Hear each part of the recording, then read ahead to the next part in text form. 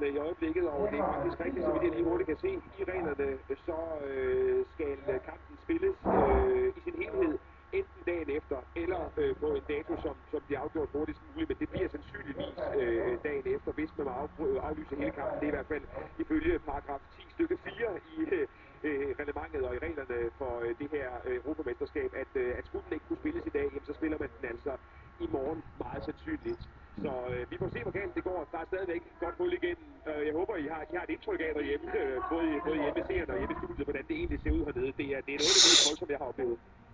Ja, det er også lidt sjovt, når du tror, du skal dække EM i fodbold, så bliver det EM i vandpolo. Jeg kan huske en gang, jeg var til en Superliga-kamp i Brøndby, mellem Brøndby og Silkeborg, som faktisk blev aflyst på grund af regnvejr, og det var altså ikke så slemt som det her, skulle jeg helt til at sige. Det er sjovt, fordi du fortæller, at der har været bravende, da jeg snakkede med dig